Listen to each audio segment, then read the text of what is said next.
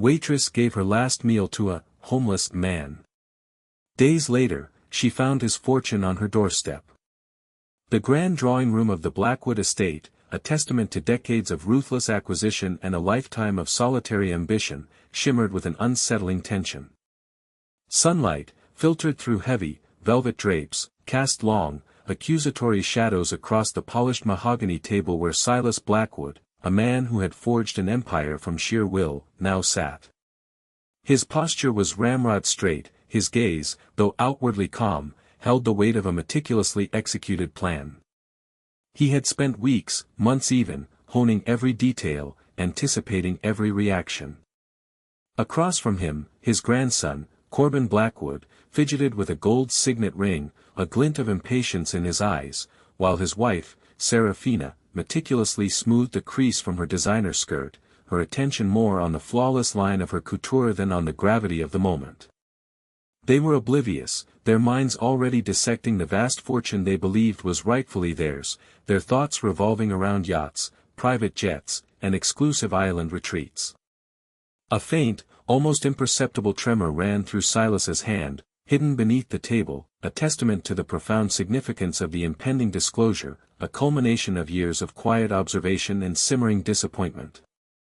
The charade, it seems, Silas announced, his voice, usually a low rumble, now carried a strange, almost theatrical clarity, echoing slightly in the cavernous room. Is finally over. The words hung in the air, a bell tolling for an end to something they hadn't even realized was a performance. Corbin offered a patronizing chuckle, a sound as hollow as his character, designed to dismiss, to belittle. "Grandfather, really, must you be so dramatic? We're all very busy people. Attorney Davies has been waiting for an hour. Can we please just get this over with? We've already discussed your final arrangements ad nauseam." He made air quotes around final arrangements, a thinly veiled jab at Silas's advanced age and what Corbin clearly perceived as an irritating delay to his inheritance. A wave of irritation washed over him. Every moment spent in this stiff, formal room was a moment not spent finalizing deals or planning his next extravagant purchase. Seraphina merely rolled her eyes, a tiny, almost imperceptible gesture of disdain, before reaching for her iced tea, her fingers drumming impatiently against the crystal glass. Her focus remained fixed on the pristine cut of her manicure, a silent declaration of her disinterest in anything but the outcome, the imminent transfer of wealth. Silas observed them, a faint, almost imperceptible smile playing on his lips. This was precisely the reaction he had anticipated, a perfect illustration of the superficiality that had plagued his twilight years. They saw only an old man, fragile and perhaps a touch senile, clinging to the remnants of a fading life. They had no inkling of the grand deception, the profound test, he had orchestrated. The irony was exquisite, a bitter vintage that Silas alone could truly savor. He had spent a lifetime building an empire, only to see its potential heirs reduced to caricatures of avarice. Indeed, Corbin, he continued, his voice softer now, yet laced with an undeniable steel, a resonance that hinted at an untapped power. It is time to get this over with. But perhaps not in the way you imagine. A quiet, almost unsettling certainty emanated from him. A flicker of unease finally crossed Corbin's face, a fleeting shadow that quickly vanished, replaced by an impatient smirk, a practiced mask of indifference. "Oh, do tell, grandfather. Have you decided to donate your vast collection of antique doorknobs to a museum? Or perhaps you've finally come to your senses and realized that a certain somebody needs a new yacht for the Mediterranean?" He winked at Seraphina, who responded with a languid, knowing smile, a shared moment of conspiratorial greed. Their shared avarice was a tangible presence in the room, suffocating the air, a stark contrast to the quiet dignity Silas maintained. He had expected their dismissiveness, their casual cruelty, yet each instant still pricked at a long dormant wound in his heart. The stage was set, the unwitting actors poised for the performance of a lifetime, a drama of his own design. Silas Blackwood, at 78, was a titan, a colossus who had not merely built an empire but had carved it from the very bedrock of a nascent nation's economic landscape. From a humble beginning, with nothing but an insatiable drive and a keen eye for opportunity, he had amassed a fortune that measured not in millions, but in billions. His journey began in the gritty industrial districts of the city, a young man with calloused hands and a mind sharper than any ledger. He had started with a single, dilapidated warehouse, transforming it into a thriving manufacturing hub through sheer grit and an uncanny ability to foresee market trends. From there, he expanded into real estate, acquiring vast tracts of land when others saw only barren fields, then developing them into towering skyscrapers, sprawling residential complexes, and a network of commercial properties that stretched across continents. His name was synonymous with uncompromising ambition, shrewd negotiation, and unparalleled success. Yet, despite his unparalleled success, a profound weariness had settled deep within his bones, a disillusionment that gnawed at his soul. The vastness of his achievements felt increasingly hollow. The source of this weariness was not the rigors of business, those, he had always relished, finding intellectual stimulation in every complex deal, every strategic maneuver. It was the people around him, particularly those who claimed to be closest. His family, a constellation of distant relatives and, most prominently, his grandson Corbin and his wife Serafina, orbited him like eager satellites, their gravitational pull fueled solely by his immense wealth. Their visits, once infrequent and perhaps genuinely affectionate in the nascent years, had devolved into thinly veiled interrogations about his health, his investments, and, most frequently, the contents of his will. Every sniffle was met with feigned concern, every stumble with an overly solicitous arm, all designed to assess the fragility of his grip on life and, more importantly, on his assets. He could almost hear the mental calculators clicking as they watched his every move, every tremor of his hand. He remembered a particularly galling incident from the previous Christmas. The Blackwood estate, usually a place of quiet contemplation for him, had been transformed into a lavish, ostentatious display of wealth for the annual family gathering. He had overheard Corbin, emboldened by champagne and what he believed was Silas's failing hearing, discussing how he would repurpose the Blackwood estate into a luxury boutique hotel, complete with a private helipad for their elite clientele. The architectural plans, he had boasted, were already being drafted, though he dared not show them to Silas. Serafina, not to be outdone, had chimed in about transforming Silas's cherished library, filled with first editions and rare manuscripts, into a lavish spa, complete with imported Italian marble and a waterfall feature. Their voices, dripping with an entitlement that turned Silas's stomach, had echoed through the hallowed halls of his home, turning it into a grotesque auction house of his own legacy. They spoke of him as if he were already a ghost, a mere inconvenient obstacle to their opulent future. The casual way they dissected his life's work, his sanctuary, into marketable commodities, was a cold blade to his heart. This wasn't an isolated incident. Silas had watched, with a quiet despair, as the world he had built became a stage for sycophants and opportunists. His family and associates, once seemingly devoted, now appeared as vultures circling a dying beast, their patience wearing thin with his continued existence. He yearned for genuine human connection, for an act of kindness untainted by avarice, a selfless gesture that affirmed the inherent goodness he still believed, perhaps naively, existed in the world. He understood that his wealth created an impenetrable barrier, a gilded cage that prevented him from seeing the true nature of others. Money, he had learned, was a powerful magnifier, amplifying both virtue and vice. For years, he had tried small tests, faking minor financial setbacks, feigning forgetfulness, but their reactions had always been too measured, too cautious. He needed something absolute, something that would strip away all pretense. And so, a plan, audacious in its simplicity yet profound in its implications, began to form in his shrewd mind. He would strip away the layers of his wealth, discard the trappings of his power, and become invisible, just another face in the teeming anonymity of the city. He would feign destitution, transforming himself into a frail, homeless elderly man, a figure typically met with indifference, scorn, or, at best, pity. This disguise, he reasoned, would be the ultimate litmus test. It would expose the true characters of those around him, especially Corbin and Serafina, who so readily dismissed anyone they deemed beneath their social standing. He wanted to see if their contempt extended to the truly vulnerable, to those who could offer them absolutely nothing in return. More importantly, he hoped to find a flicker of genuine humanity, a beacon of compassion in the materialistic darkness he felt enveloped him. He craved the simple decency that seemed to have evaporated from his gilded world. The preparation was meticulous, a secret operation known only to Silas and his most trusted, longest-serving personal assistant, Martha, a woman whose loyalty had been forged over 40 years. Martha, initially horrified by the notion, had eventually understood the profound yearning behind his unusual request, though a deep concern for his safety etched lines on her face. She had been his confidant, his gatekeeper, his steadfast anchor in a sea of opportunists. Together, they had sourced tattered, oversized clothes from thrift stores in forgotten corners of the city, a threadbare coat that carried the faint scent of dampness and neglect, and worn-out shoes whose soles whispered of countless miles on hard pavement.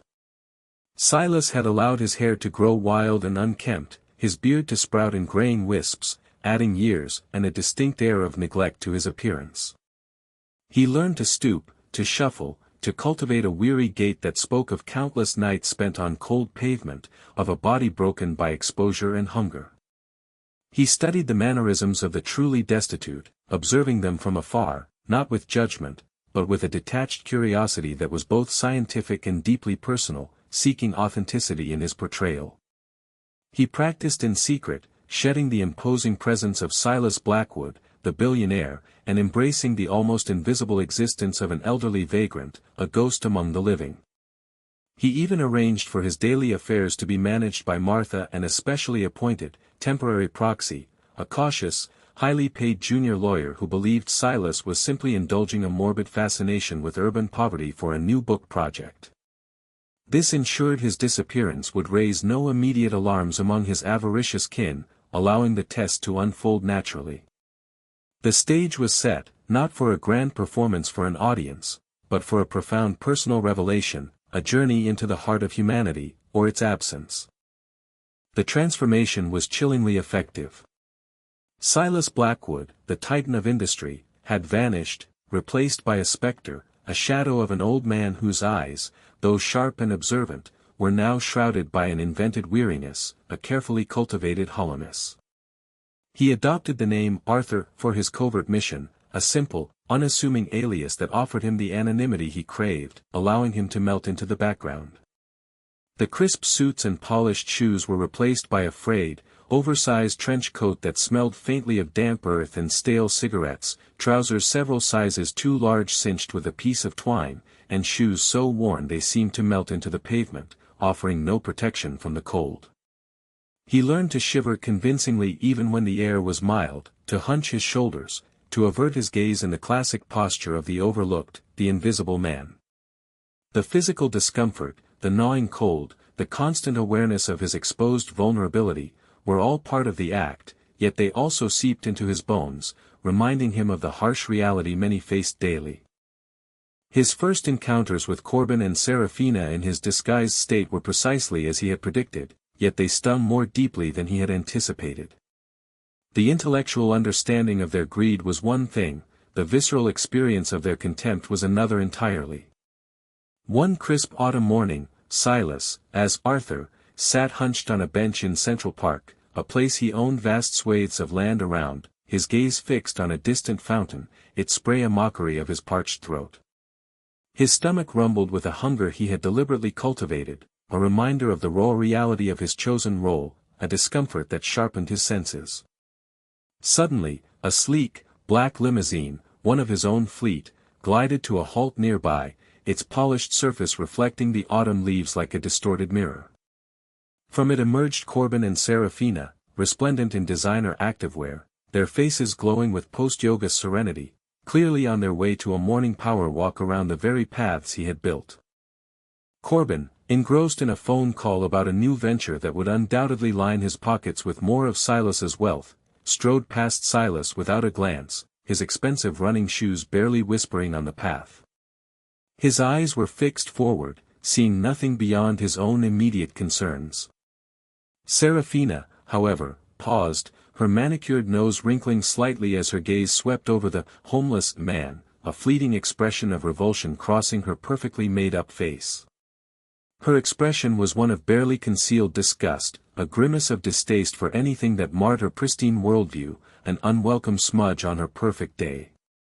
"Ugh, Corbin," she murmured, loud enough for Silas to hear, her voice a thin, reedy complaint, "can you believe the park police don't do something about these vagrants? It's so unsightly. Ruins the aesthetic of the park." She then turned her back, continuing her conversation about a new Pilates studio and the difficulties of securing the right class time, completely oblivious that the unsightly vagrant was the very source of her future comfort, a man whose every breath she anticipated ending. Silas watched them disappear down the path, their bright, expensive clothes a stark contrast to his own drab attire.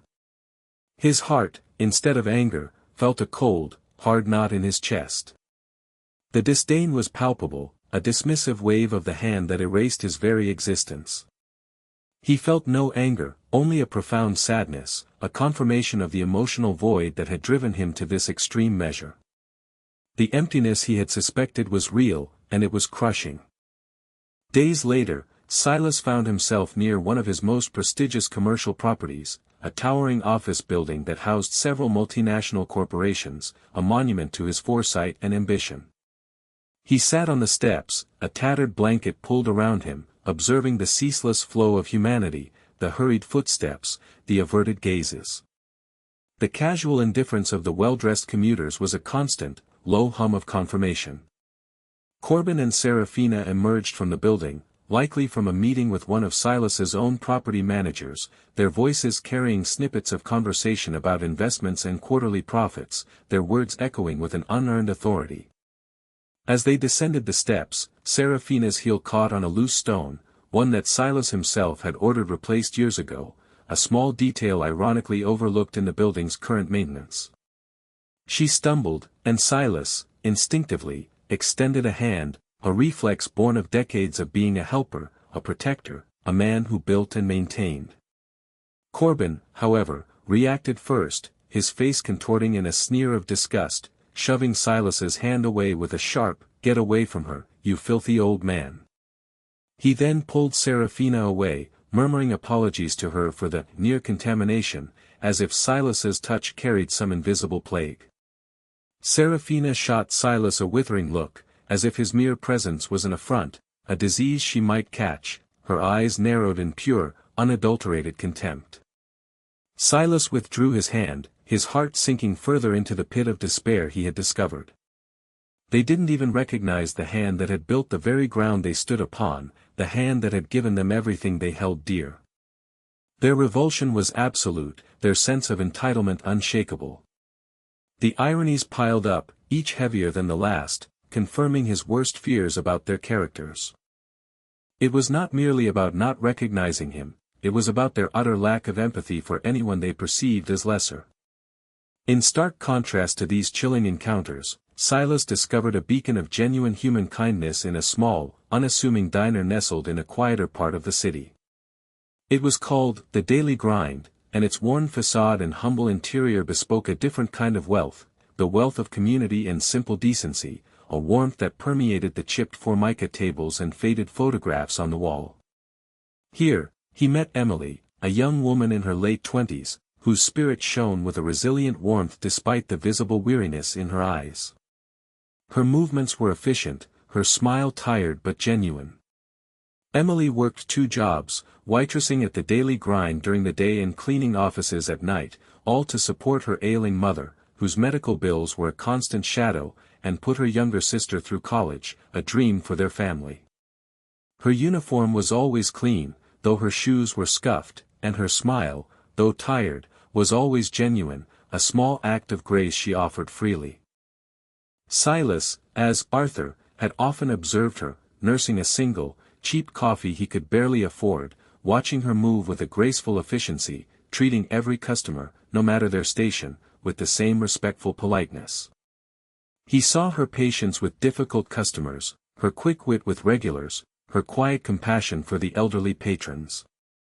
He had seen her discreetly slip a half-eaten sandwich from a discarded plate to a street person outside, ensuring no one saw the gesture. One particularly slow Tuesday afternoon, Silas, feeling the gnawing pangs of a hunger that was now more than just an act, a genuine ache in his gut, sat at a corner booth, pretending to read an old, discarded newspaper. Emily, noticing his prolonged stillness, the way he seemed to shrink into the booth, approached him. "Everything all right, sir?" she asked, her voice soft, devoid of the pity or condescension he had grown accustomed to. It was simple, direct concern. Silas mumbled something about not feeling well, hinting at his empty pockets, a carefully worded plea for help without asking directly. Emily hesitated for a moment, her brow furrowing slightly, weighing her options.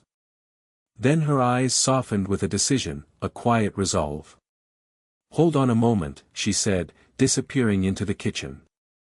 Silas heard the faint clatter of plates, the sizzle of a pan, the low murmur of voices. A few minutes later, she returned, not with a menu, but with a plate piled high with a hamburger, fries, and a small side salad. It was clearly her own lunch, a meal she had likely saved for after her shift, her only break in a long, arduous day.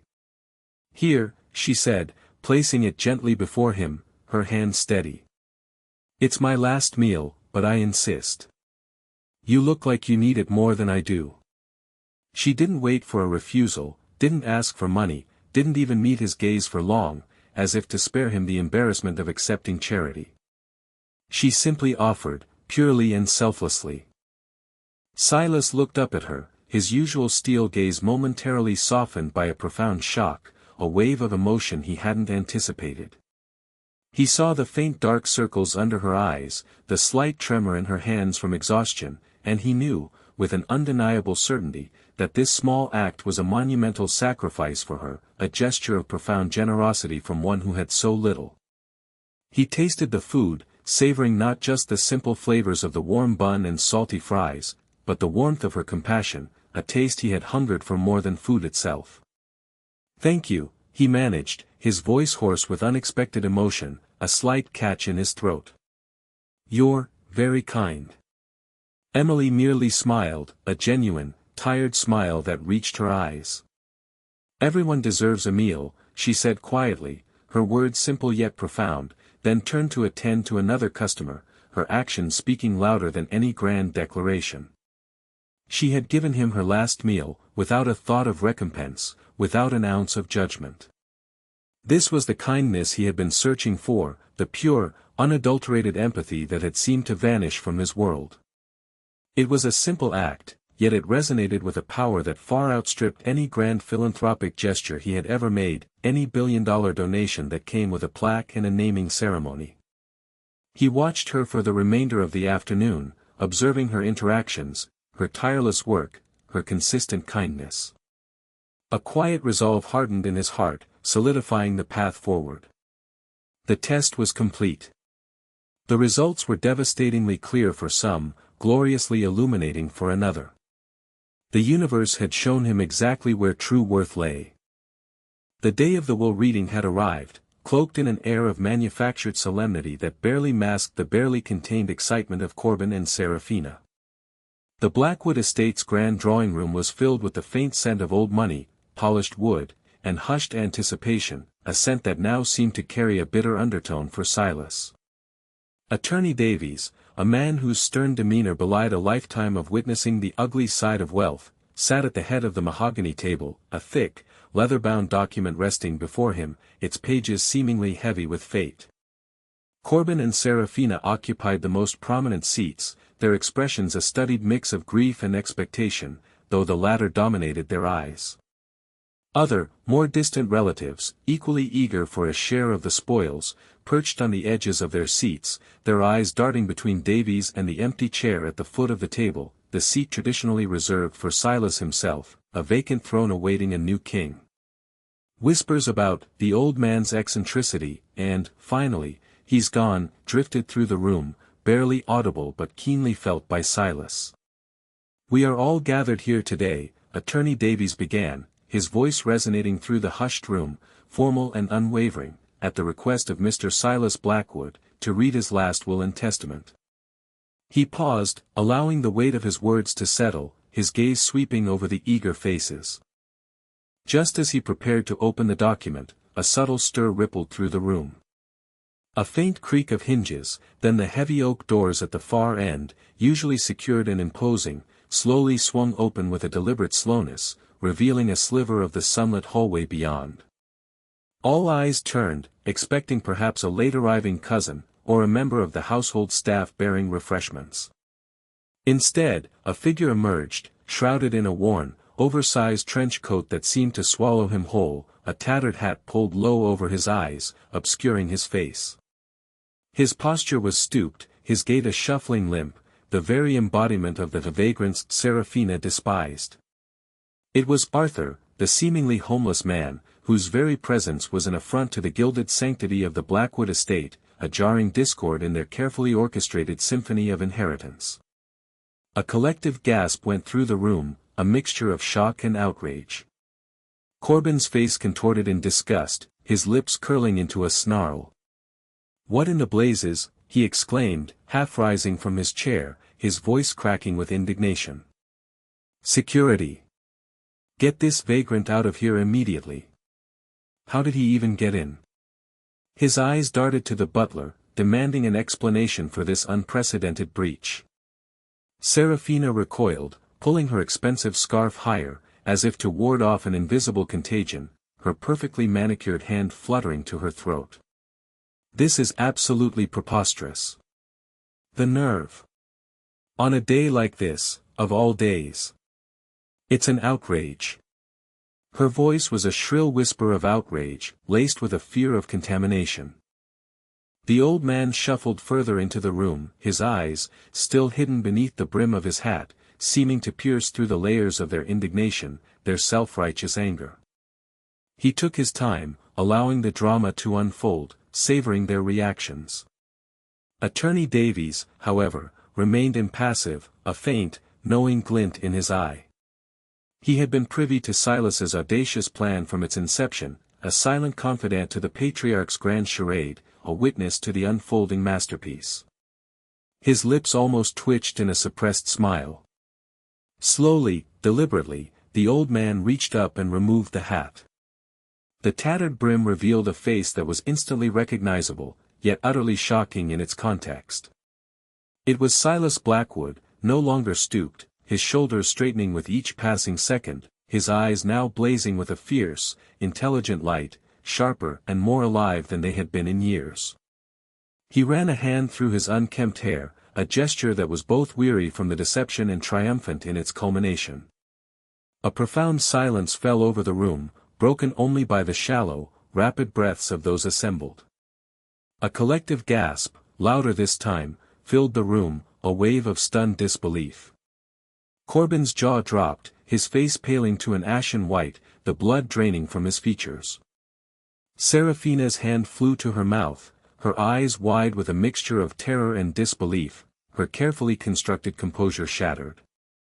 The other relatives murmured, confused, some rubbing their eyes as if to dispel a hallucination, others exchanging bewildered glances, trying to reconcile the image of the destitute man with the legendary billionaire. "Good afternoon, everyone," Silas said, his voice now strong, resonant, utterly devoid of the feigned weakness he had adopted, filling the room with an authority they had forgotten. His gaze swept over Corbin and Seraphina, lingering for a moment, a silent accusation in their eyes, a judgment delivered without words. "I trust one haven't kept you waiting too long." His tone was dry, laced with a subtle sarcasm that bit deep. Corbin, finding his voice, stammered, "Gee, grandfather. What is the meaning of this? You look different. Why are you dressed like that?" His mind scrambled, trying to reconcile the image before him with the opulent reality he had expected, the carefully constructed world of his inheritance crumbling around him. He felt a cold dread begin to seep into his bones. Silas allowed himself a small, sardonic smile, a hint of the cunning that had built his empire. Meaning, Corbin? The meaning, my dear grandson, is precisely what you failed to find. Or, perhaps more accurately, what you actively chose to ignore. He walked slowly to the empty chair at the head of the table, his movements now firm and purposeful, a man reclaiming his throne. He sat down, his eyes fixed on his grandchildren. For months, Silas began, his voice taking on the didactic tone of a seasoned orator, each word carefully chosen, precisely weighted. I have walked among you, not as Silas Blackwood, the billionaire, but as Arthur, a man with nothing but the clothes on his back and the cold pavement beneath his feet. I wanted to see, with my own eyes, the true nature of the world I had created, and more importantly, the true nature of those who stood to inherit it. His gaze fixed on Corbin and Seraphina, unblinking, unwavering, a laser beam of accusation. Corbin, Seraphina, he continued, his voice devoid of warmth, chillingly detached, I passed you by in the park, a mere vagrant to be dismissed. I offered a hand when Seraphina stumbled outside my own building, only to be shoved aside as a filthy old man. You spoke of my unsightly presence, of the vagrants ruining the aesthetic of a park that is literally surrounded by properties I own. You saw only an inconvenience, a stain on your privileged existence, a blight on your perfect world.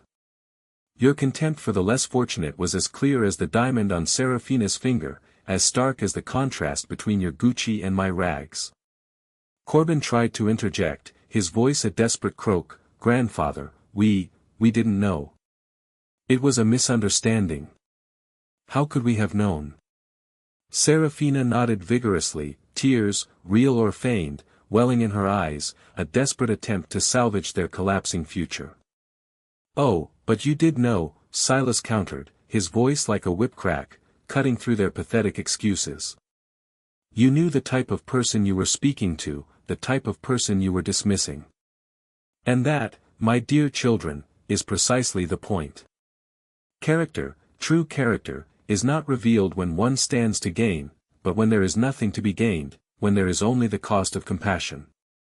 You had everything to gain from my death, and nothing to gain from my life, least of all from Arthur. He then turned to Attorney Davies, a subtle nod of command passing between them. Mr. Davies, if you would be so kind as to read the new and final will. The original, of course, has been revoked entirely, rendered null and void. A collective gasp, louder and more shocked than any before, ripped through the room, a visceral reaction of pure horror. Corbin and Seraphina stared, their faces a horrifying tableau of dawning horror, their eyes wide with the realization of total ruin. The masks, carefully constructed over years of calculated charm and sycophantic devotion, had finally crumbled, revealing the raw, avaricious faces beneath, devoid of any genuine emotion save greed and fear. The silence that followed was deafening, broken only by the rapid, shallow breaths of those whose futures had just been irrevocably shattered. The air in the room felt thick with unspoken accusations and the bitter taste of shattered dreams. The reading of the new will was a swift, brutal execution. Attorney Davies, his voice clear and resonant, detailed the revocation of all previous bequests to Corbin, Seraphina, and indeed, most of Silas's extended family. The Blackwood fortune, a vast empire of real estate and investments, would not be divided among those who had so openly coveted it, whose only contribution had been their hungry anticipation. Instead, after significant allocations to numerous charities supporting homelessness, education, and medical research, causes Silas had quietly funded for years, often anonymously, the vast remainder was bequeathed to a single individual, Emily Thorne. The name hung in the air, unknown, unwelcome, a foreign entity in the Blackwood world. Corbin erupted, a vein throbbing visibly in his temple, his face contorted in an ugly mask of rage. This is insane. You can't do this. This is a mockery. Who is Emily Thorne? Some gold digger you met in your little adventure. His voice was hoarse with rage and disbelief, his carefully constructed composure shattered beyond repair, revealing the petty, entitled man beneath. Serafina, slumped in her chair, stared blankly, the color completely drained from her face. Her carefully crafted world, built on a foundation of anticipated wealth, had just imploded, leaving her adrift in a terrifying void. Silas, however, merely regarded them with a cold, unwavering gaze, a judge delivering his verdict. Emily Thorne, he explained, his voice calm, almost detached, as if discussing a distant, inconsequential matter, is a young woman who, despite her own struggles, shared her last meal with an old man she believed to be destitute. She showed kindness where you showed contempt. She offered solace where you offered scorn. She saw a human being, not an inconvenience. That is who Emily Thorne is. He then laid out the consequences with chilling precision, each word a hammer blow. Corbin, Serafina, all company assets, including your positions on the board and your access to corporate funds, have been frozen as of this morning. The Blackwood estate, which you so eagerly planned to transform into a luxury hotel and spa, will be placed into a charitable trust, its legacy now one of genuine philanthropy. Your personal allowances have been terminated. The cars, the credit cards, the properties I had so generously put in your names, all are being repossessed. You are left with only what you have earned through your own honest labor, which, Silas suspected, will amount to very little indeed, given their demonstrated aversion to it. The realization dawned upon them with the force of a physical blow, a stunning, brutal clarity. They hadn't just lost their inheritance, they had lost everything, their entire privileged existence crumbling around them like a house of cards. Corbin staggered back, clutching his chest, gasping for air as if struck. You can't. We'll sue. We'll contest this. You're clearly not of sound mind. You're senile, he shrieked, his voice raw with desperation. Silas simply raised an eyebrow, a gesture of dismissive amusement. Every step of my adventure, as you so dismissively call it, has been meticulously documented by professionals. My sanity has been attested to by the finest medical professionals. Attorney Davies here, my personal physician, and a team of independent psychiatrists have all confirmed my faculties are perfectly intact. And my legal team has ensured that this new will is ironclad. You will find no loopholes, no cracks in its foundation. You have been tested, and you have failed spectacularly. His words echoed with finality.